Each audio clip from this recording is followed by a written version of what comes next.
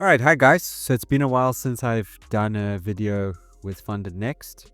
And if you see in the comment section of my first video, I said that FundedNext had changed some of its rules. So in today's video, I'm going to go over some of these rules that they've changed and how this is going to impact me. So this is the first thing that I see the moment I open my screen. Important trading updates, commission update. Forex and commodities commission is now $5 per lot, and crypto commission is 0.04%. Applies to all trades. Okay. Evaluation and express accounts removed. So it's saying that these accounts are now going to be removed. No new purchases, resets, or top-ups. Existing accounts remain active. So at least that's nice. Okay, existing accounts remain active. So those who purchased, we're all good. News trading rules. Okay, now this is a bit annoying. 10-minute restriction before and after high impact news. Now this is really annoying because I think like something like the Fivers, they have like a 2-minute restriction. So 2 minutes before and after. Now this one's saying 10 minutes before. 40% profit share from news trades of FundedNext account will be shared. So basically, if you make money from a news trade, you get 40%. Challenge phase profit share. To become eligible for the 15% profit share, a 10% growth on FundedNext account is required. Now, this is another problem, and this shows the problem with prop firms is they like to give you all these special things like they were using the profit share. But now, to get this 15% profit share, now you need to reach something. Whereas before, it was just you get it once you pass. Now they're placing restrictions. So this is not good. First payout is now after 21 days, not 28. The next payout has been updated. So it's kind of like they give you all these bad like things. And then here's a good one, 21 days. So that's like, whenever you wanted to like tell your parents something bad that you did, you would first like tell them all the good and then you tell them the bad. Well, in this case, they're doing that same like sort of philosophy, but they're giving you all the bad. So they're like, hi, mom and dad, I dented your car. I got my brother fired from work. I failed my test. And then you come and give them some good news. And it's like, oh, by the way, I passed one test, trying to like make us forget about all the bad you just told us before. So yeah, let's get into this and let's see what else has happened. So let's go through some of these. I think it was here. Are there any restrictions on my trading strategy? Utilizing specific assets classes, specific margin or risk usages to pass the evaluation phase, and then switching to entirely different asset classes or symbol categories, and significantly increasing the margin utilization or risk usages. For example, a trader uses Euro USD with lot sizes of 2 to 4 to pass the FundedNext challenges, but switches to commodities like gold and significantly increases margin utilization. This indicates that gambling to make a quick profit, which is not a professional science. Now, the issue with this is, okay, I can understand why they say something like that because they think some people are gamblers. But the issue is, let's start off with the pairs, okay? What if you're a swing trader and you trade all pairs? You trade all markets, you trade all pairs. And your strategy depends on being able to find your edge in different markets.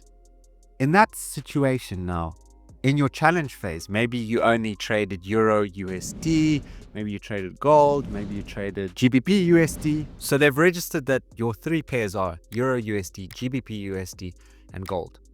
Okay, but now you go into the funded stage now, and now, for example, let's say your edge and your trade is now in Euro GBP, for example, which was all valid for your trades. Now they're classifying that as you're a gambler. So that's a little bit of a problem because now it kind of now restricts you if you're a swing trader that has these specific things. So that's a little bit of a problem. The next thing is with lot sizes. Lot sizes can differ also depending on how you trade.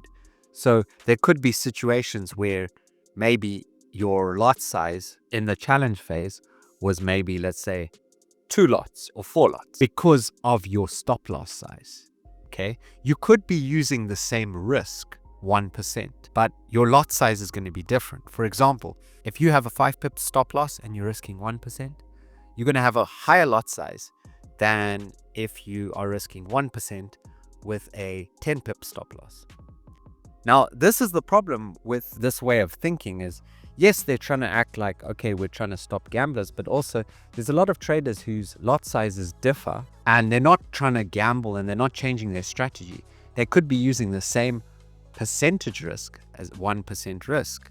But now, because the system in the challenge phase has said, we're used to seeing you do these lot sizes and now you're doing this lot size, so now we're going to fail you. You're a gambler. That's the problem. And also they might not have enough data for them to be able to make such a decision. Because let's say you get lucky and you pass your challenge and phase 1 and phase 2 in, let's say, 8 trades, 4, 5, 6 trades. That's not enough data. What if those 6 trades you had a lower lot size, and then in the next one, whoops, now that's a higher lot size? So that's not good. That makes it a bit harder to do swing trading on this challenge. Is it mandatory to use stop losses? Nope, it's fine, they say. So that hasn't changed from the last time. What is the 1% risk limit rule? So it says that they don't do it to everyone and it'll be communicated, okay? I think they said it last time as well. I want to show you my conversation that I had with one of the support people. Let me show you what we were talking about here, which was regarding the rules. So I said, can you clarify what that rule means? Because as a swing trader, the pairs I choose may be different every month/week. So they say, we recognize the importance of your inquiry and want you to know that we're fully committed. Kindly allow me some time to explain. In our Stellar 1 Step 2 step, you may choose to engage in swing trading as there is no maximum time limit to complete. However, please note that FundedNext accounts operate on trading cycles where trades will automatically close at the end of a particular cycle. As a result, swing trading can only be used during the challenge phase. This person says basically you can't use swing trading in the normal challenge. So I said, I'm confused because I purchased a swap account which is there for holding trades overnight/weekend. So are you saying that trades need to be closed at the end of the day? Also, can you direct me to the rule that says no swing trading, because I thought it was allowed? So they say, kindly note that swing trading is allowed during the challenge phases, but not when you receive your FundedNext account, as it has a trading cycle. So this is where I was a bit hacked, because where has this been mentioned? Maybe I didn't see it, but you know, it's like a little bit of like a hidden thing. So I said, how long are trading cycles and what happens at the end of a trading cycle? I can see that you have a Stellar 2 step. Kindly note that the first trading cycle is 28 days for the said account plan. Subsequent trading cycles are 14 days. Okay, cool. So I send them a link. Traders are permitted to hold positions overnight and over the weekend with both your challenge and FundedNext accounts. This is what it says on your page. So I'm confused as to why it still says that, because this concept of swing trading not allowed on funded accounts, I only would know talking to you, which would mean that other traders would lose their accounts without knowing this, since it is not in the FAQ. So I'm like, what's going on here? Kindly note that there can be weekends and overnights within a 28-day trading cycle. So you can. So my thing is, so swing trading is allowed, just your position will be closed, correct, at the end of the cycle. That is absolutely correct. You got it. Okay. My question regarding different pairs though, because that was my whole question. What happens in the event I did not trade USD JPY as there was no setups, but I do in the funded? Does that constitute a breach? Kindly note that it is advised that you use the same pairs for both accounts. Okay, in that case, I guess it's better to day trade, which is what I've been doing anyways. Thank you so much for your patience, understanding, and we truly thanks for your help. Okay, so basically, this is not very friendly for swing traders, if you think about it. Let us now send them a message and let's find out what they mean by there's no evaluation, because I see there is. Please be informed that the new rules apply only for accounts purchased or reset after 17th of March. Since your account was purchased before that, the new rules do not apply to your account. Okay, cool.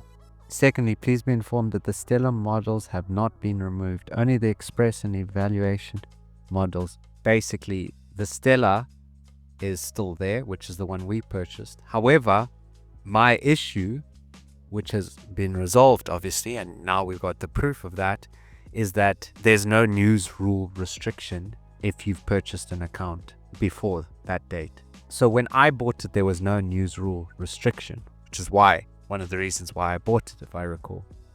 But now they're saying, okay, So your one's fine because you bought it before. Cool. But if you buy another one, basically, then it's going to be enforced. So that's basically the way. That's what I understand. So we've got a little bit of clarity now.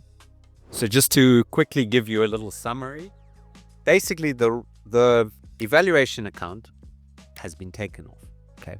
But it doesn't matter because we didn't purchase that. I purchased the Stellar 2-step. Now, the only thing that is a problem for anyone who's going to be purchasing an account from now onwards is that now there's that silly news rule, 10 minutes before, 10 minutes after. And then obviously that rule that came about, I think in like January, which was about that you have to trade with the same pairs and you need to have more or less the same lot size, which I don't really agree with, and I don't like that. So this is probably going to be my last account with them for a while. In the next video, I'll be showing you whether or not I passed phase 1. So stay tuned.